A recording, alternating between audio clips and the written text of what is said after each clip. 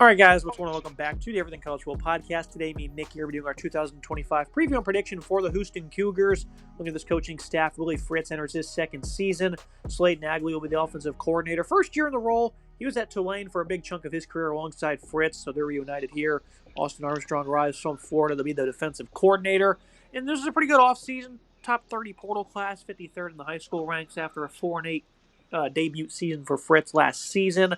Getting things started with the offense. This is a group that was flat out abysmal, Nick. 133rd in points per game. They had scored 3 points or less in 3 games last year. I think it was back-to-back shutouts at one point. I mean, this offense was just as bad as it gets across the board. And so I go to the portal to pick up 10 guys alongside 4 returning starters. The top guy here, Connor Wigman. He was lackluster at Texas A&M as a former 5-star recruit. Health has certainly plagued him badly, and then he got benched at A&M for Marcel Reed and ended up transferring out. Has a nice arm. He can rip it with velocity or downfield with authority. Struggled bad to make quick decisions and handle pressure versus tougher opponents. Competing with him is going to be Zion Chris. He returns after being the starter the last few weeks of last season. He's a very poor passer. Wasn't, all that efficient, had lots of turnovers, but he really shines as a runner, and I think that's what certainly makes him intriguing. I think he'll still have a role in the run game, even if he's not going to be the starter. A 2 QB system might even be possible early on, Nick. I think Wigman, though, is going to find his footing a little bit more if he can stay healthy here in the Big 12. Yeah, I certainly think a two-quarterback system could be possible for the Houston Cougars this year. I would not call it out between these two coaches and the offensive coordinator and the head coach that have been together for a significant period of time. This was a terrible offense last year, right? There's no sugarcoating it. 133rd in points per game, 128th in yards per game, and 126th in pass yards per game. Brutal. Just an awful unit across the board, a bottom-of-the-barrel unit. They bring back Chris at quarterback, who just wasn't really that great as a passer during the second half of the season. 63% comp rate, 825, 4 touchdowns to 8 picks. He's certainly a better runner, and they'll probably find a way to get him involved. 388 on the ground and 4 scores for him, 3.4 yards per attempt. Not a bad number. He can certainly be involved in the red zone. Kind of find a way to get him in there. I think Connor Wigman will be the starter for this team. Wigman, got ran out of A&M, didn't really have a whole lot of success there after being a high-level recruit who just failed to live up to the hype. He did battle injuries, though. I will give him credit, right? Obviously he had some injury issues in 2023, so we've yet to see a full body of work on Connor Wigman. I'm excited to see what he can do at a lower profile, a team that he can really kind of work with and kind of work around. It's got a good wide receiving room, this Cougars offense, that will certainly help him out. I think Wigman will be the starter. Curious to see, though, how often they run to a 2-quarterback system. The best thing they had going for him last year was the run game. Even if it was 90th in college football, it was still the brightest spot of this unit.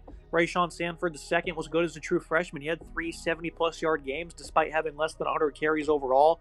Stacy Sneed had 400-plus yards and 2 scores. He played in 11 of the 12 games last year.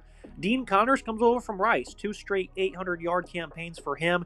He did have 5 fumbles this past year. He's a good power runner, though, at 206 pounds. Jamarian Burnett also got on the field in his freshman season. So this is a deep room here, plenty of options. They get the guys from last year back, and I think with Chris being involved, Nick, if they can figure things out through the air, I think this run game has a variety of different options that can keep opponents off balance. Yeah, I like what this run game could do this year. I think it'll be better than it was last year and be solid. Chris, he is a good runner. We talked about him. Stacy Sneed coming back, 308, 5.1 yards per carry for him on his limited touches, 1 score for him. Sanford as well, 445, 4.7, and 1 score for him.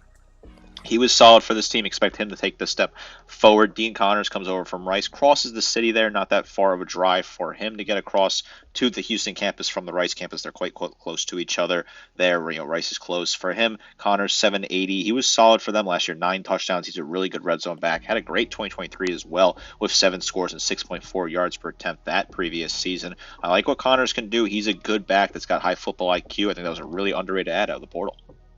They moved to a wide receiver group led by Stephon Johnson. He was the top leading pass catcher last fall, spent equal time in the slot and out wide, has nice hands, caught 70% of his targets, so I think this is a guy that can certainly find a rapport with Connor Wigman.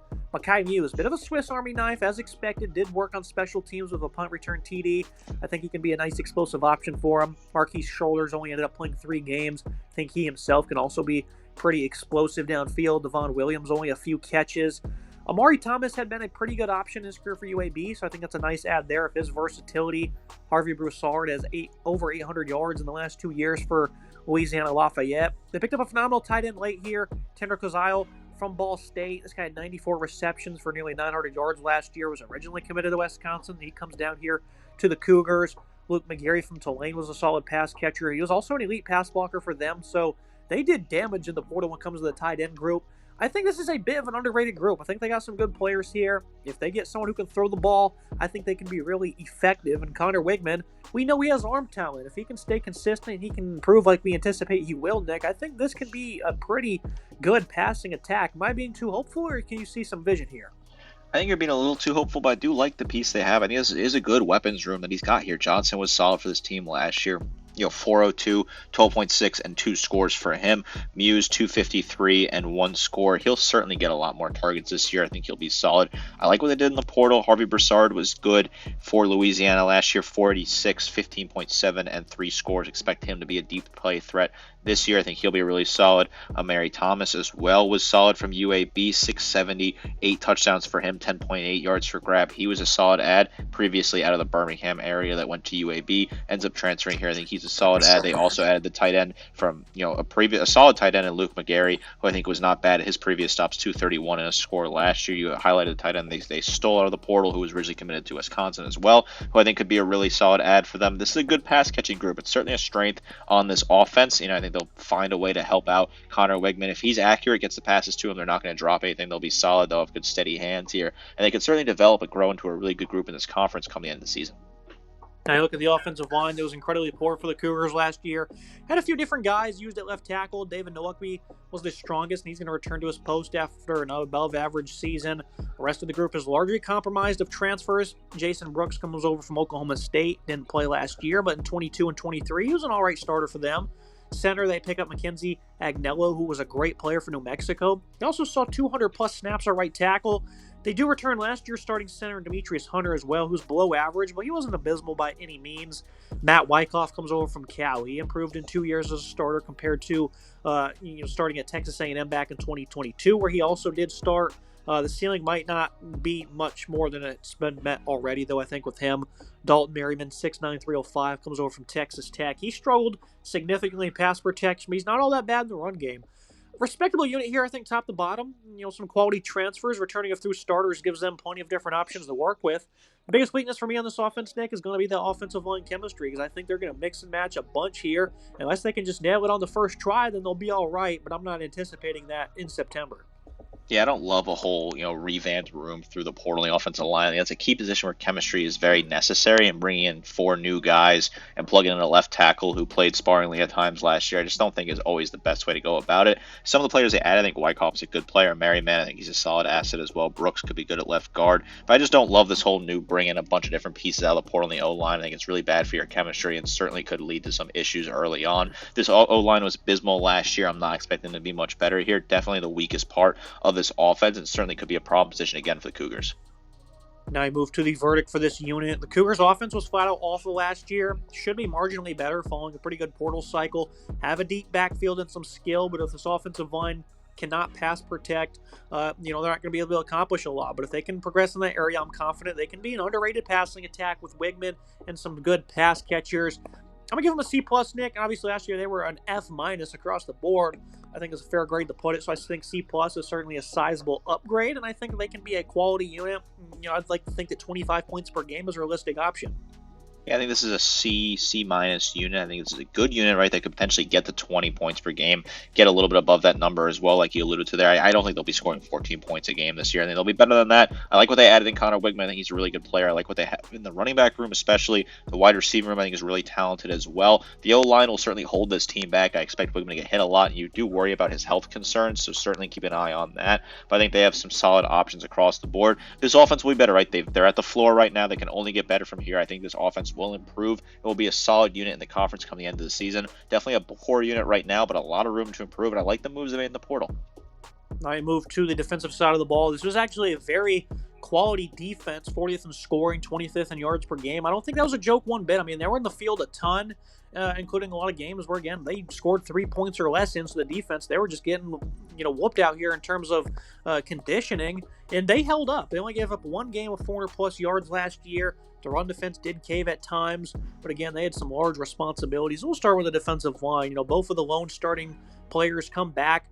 In defensive end, Carlos Allen, 6'1", 295, was an exceptional run defender. Quindario Lee, he saw 170 snaps, and he was average. LaTravion McCutcheon only saw 100 reps of his own. Brandon Mack, he's the other returning starter opposite of Allen. Wasn't all that good for them, though. Interior defensive line, they get back Xavier Stillman, who with nearly 200 snaps was quite poor. Xavier Tibbs, only about 50 reps. They picked up 2 transfers. Joshua Donald, the 320-pounder from Appalachian State, who's a pretty good run defender. Khalil Lafau was phenomenal for Washington State, against the run. And he also had 4 sacks from being nearly 300 pounds. I love his versatility. Pretty respectable group. They need to find better pass rushing, and I don't know if that's going to happen this year because that actually was a pretty significant weakness for Houston, Nick, only getting 20 sacks. So I think the defensive line, they can be quality, especially since they get so much, experience back. What's the ceiling overall from you? Yeah, they got to find a way to get more pressure on the quarterback. They need to up those QB hurries and sack numbers this year. I'm keeping an eye on whether or not they can do that. I do think Carlos Allen and Brandon Mack are 2 solid players to return to start with, though. Allen, 43 total tackles, 4 tackles for loss, 2.5 sacks, 2 fumble recoveries for him last year. Mack, 39 total tackles, 5 tackles for loss, 3 sacks, and 2 forced fumbles from him. He was really solid.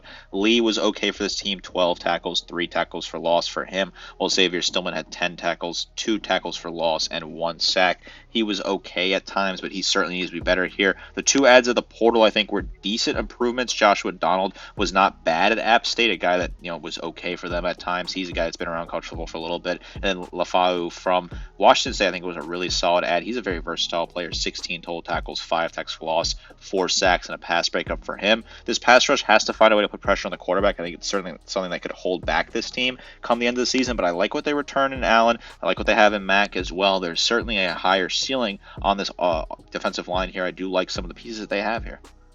I was a big fan of this linebacking group last year, so we moved to the middle of this defense, and they ended up being tremendous. Guys like Michael Batten and Jamal Morris were 2 of the top 3 tacklers on the team. Those guys depart, though. I still think this is going to be a big strength for them. Jalen Gardner was really sound in his near 150 snaps.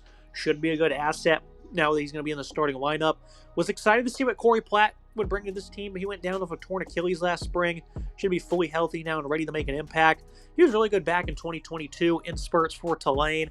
Carmicah Glass, he was a pretty good starter last year for Louisiana Lafayette. He was good versus the run. He was an efficient tackler. He had 75 stops on the year. Sione Fatu comes over from Utah, but really wasn't that good in his 3 years.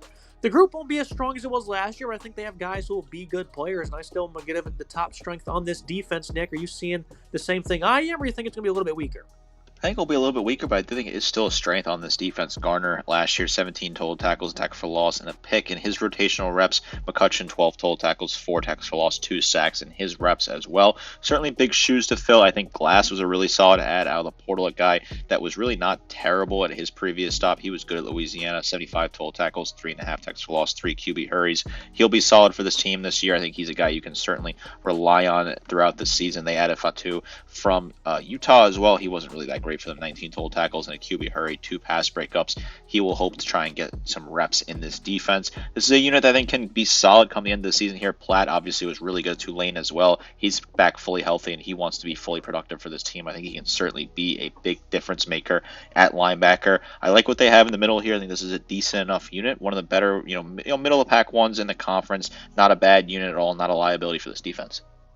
I moved to the secondary. The pass defense was tremendous, mainly due to the elite play of 2 defensive backs in A.J. Halsey and Jeremiah Wilson, who ended up transferring out to higher-tier programs. That's certainly going to hurt them, but you start with this cornerback group. Latrell McCutcheon, he was below average, but he's going to return to a starting spot. Will James arrives from USM. He's a pretty sound player. 1 year as a starter for them. I really like Keontae Scott. He was good for Auburn in the 2 years prior, but he wasn't as good this past fall. Alvin Williamson, a redshirt freshman added from Vandy. They also got J.D. Rhymes still around, but he's barely played in his career anywhere. Kentrell Webb at safety played a nice versatile role. Really struggled, though. Wasn't all that good in coverage. He was a productive tackler, though. Johnsley Babes only saw a few snaps last year. C.J. Douglas comes over from Samford. He was an elite player for them in all areas. We'll see if he can adjust to the Big 12 and provide that same impact. Mark Stampley II. He was a really good addition from Georgia Southern. Played 100-plus snaps at all spots in the secondary last year and even in the box. So this guy's immense versatility, was good versus the run and in coverage. They also picked up Jordan Allen, who spent 3 years at LSU, but in a limited capacity. Not really all that high in the secondary as a whole. I think they landed a few good players, but as a group, I'm not sure they'll be that strong after the late transfers of those 2 players, Nick. cornerback group concerns me the most. I think they'll be all right at safety, but there's nothing really jumping out the screen at me at corner. But, of course, the guys that just left, they probably weren't jumping out at us too much last year, and they ended up being great. So I think coaching is definitely going to be evident here. Yeah, I think coaching will certainly help improve this unit. Webb, 54 total tackles, a pick, 2 pass breakups for him. He was not bad. Latrell McCutcheon, 37 total tackles, a pick, and 3 pass breakups for him. He wants to be involved, certainly be a solid player for this unit. I look at some of the guys they added from the portal, and they're solid. Scott, he was really good 2 years ago at Auburn, 44 total tackles, 2 QBRs, 5 pass breakups. Was not great for them last year, 18 total tackles. Certainly saw his production drop, hoping to get back to that 2023 level. Mark Stampley was a solid add from Georgia Southern. I think he's a really talented player. 44 total tackles, 2 sacks, a forced fumble, 3 picks, 7 pass breakups. He's really good as a coverage asset. He'll be one of the shining players on this team. C.J. Douglas was not a terrible add from Samford either, who I think will be a good player bringing in from the state of Alabama. This is a secondary that's a weaker one. I do think that they've added some interesting pieces out of the portal there. I think Scott and Stampley are 2 really nice adds, but I'm still kind of low on this secondary. Going to have to see how they develop throughout the season. I trust the coaching down there. Now you go to the verdict for this defense. I went ahead and gave it a B-. Felt like this Cougar defense would be pretty good last year, and it was lights out. You know, they would have probably been even better if the offense had a bit of a pulse. I think the run defense will be solid. Secondary could be a worrisome unit, and if they can spark a pass rush, then they can be even better. I don't anticipate they will, though, so I think they're going to regress on this side of the ball. I don't know if it's going to be anything catastrophic, Nick, but they're certainly not going to get the same playmaking they had last year.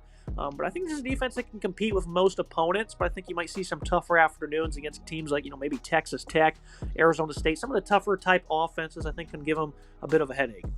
And this is a defense that was good last year, right? They held, Oklahoma to 16 points early in the season. That was a really impressive showing. They held a bad Rice team to only 7 points, held Iowa State to 20 points in a loss, So they've had some solid moments. They held Utah to 14 points in a win, Kansas State to 19 points in a win. So they had some strong moments. This was a defense that I thought was really good last year at times. They lose a lot of talent, only return 3 starters. They went to the portal and added some interesting pieces. I worry about the pass rushing group. I worry about the secondary as well. The linebacking group is solid, and the run defense will be good again this year. They're 44th in the nation against the run. That's not a bad number at all. I think they'll be solid again against the run. This is a defense that projects potentially to be well come the end of the season here. I think they'll be solid in the second half of Big 12 play. Keeping an eye on how some of the position groups develop and what some of the coaching can do here. But overall, I do think this defense is not a bad unit at all. I think it can certainly develop into a good one come the end of the season. Now I move to the schedule and the prediction. Houston, I think, made a great hire in Willie Fritz, and despite having an offense so poor that it scored 0 points over a 2-week stretch, put up 4 wins and were competitive on the defensive side of the ball. Cougars will have a breakthrough at some point, I think. I don't think it quite happens in 2025 as the offense will be better, but stepping back on defense won't allow that thing to come full circle. I think Houston will soon hit that balance. I think the future is bright for this program, Nick. The over 5.5 is -210, so the books are feeling a lock for them to make a bowl game. I'm going with 6-6. I'm not going to sit here and say it's a lock, though. I think they go on the road in a non-conference game, and they lose to Oregon State on September 26th. If they don't, they can start 4-0 as they, I guess they already started conference play in Week 3 against Colorado. I think it'll be a victory there. I think they get to that 6-win mark. I think they can potentially contend against teams like Tech and TCU. This is not the hardest schedule I've seen, Nick, but I'm going to go ahead and just pick them to win 6 for now. They can definitely overachieve, though. I wouldn't be shocked if they hit 7 or 8 wins. Just not seeing it at this moment. I have them at 5 wins, but I wouldn't be shocked if they get 6 or 7 wins. I certainly could see them picking off a couple of games. I have them losing to Arizona October 18th. That's my additional loss. That's how I get to 7 here. I think the offense adds some interesting pieces. I think Connor Wegman, if he's fully healthy, could be a solid quarterback at this level. I like the running back room. The wide receiver room has a lot of talent. The defense was good last year, but I think they have to be strong again this year. I'm curious what the fall-off will be. They lost a lot of starters, including some late in the portal, which is never something you want to see. The offense was absolutely abysmal last year. The O-line continues to worry me, and I think that's something you have to keep an eye on. Can they keep Wigman healthy? Can they keep him upright? Can this unit provide any sort of pass protection or run protection? 14 points per game is not going to cut it again. This team was shut out multiple times last year, which is also not going to cut it. Yeah, they shut out back-to-back weeks at Cincinnati, and Iowa State had 3 points against Arizona. That's not going to cut it this year. Willie Fritz's company know that. He was a really good coach at Tulane. He waited his turn to take a job here. He wanted to take this job. He felt this was a team that he could really work with and rebuild and get them to contention. They were competitive in some of those games last year. I like the future for Houston long term. I think this team will be good eventually. Right now I have them at 5-7, but I would not be shocked if they get to 6-7 wins and find themselves in a bowl game. Yeah, and Houston, you see what they do with their basketball program led by Kelvin Sampson. He's an elite coach, but I also think they have some impressive NIL as well, Nick, and I think you're going to start seeing some of that be evident in the football program. I know it wasn't so much this offseason as two elite guys left, but I think they can start to compete a little bit in the portal, and I think Fritz is a good coach. So I think, seeing what the basketball program does, it was kind of like that for Texas Tech for a couple of years, and now you're seeing them reap the benefits of that into the future. I think Houston can start to kind of do that as well. Wouldn't you agree? Yeah, I think long-term outlook is great for Houston. They play in a massive media market. They play in a great state for high school football level talent. They're in a Power Four conference. You have a great stadium right on the campus there, or near the campus if it's not directly on the campus, but in that general area, a really nice stadium it is. I've seen it myself. It's a really gorgeous stadium. They can get recruits in there. They can certainly bring in high-level guys. They have NIL money. They're a big program now that's competitive in college basketball. I think they'll be competitive in college football soon. I would not be shocked if they win the Big 12 in the next 3 to 5 years with Fritz at the helm. I like the direction they're going. Being in a big media market, there's big oil money down there, a big thing to work with, a lot of talent to go around in Texas, even after the top schools get their pick of the bunch. So Houston could find themselves in a great position in the NIL era of college football. Yeah, I almost forgot to mention they do have a current 5-star commitment from a local player at quarterback in Keyshawn Henderson. So things are looking great for this program, Nick. I think they're going to be a quiet sleeper in college football, but I guarantee when they break through, we're going to be the ones that predict it first. Yeah, singing their praises early because I think this team does have a great long-term future. It may not look great right now. A 4-8 season in year one, a 5-7 or 6-6 season in year two may not be phenomenal, but you're slowly building those blocks to push towards 8-9 wins in the future. The future is bright for the Cougars. I love the direction this team is going. Make sure you like, comment, subscribe. See you next time.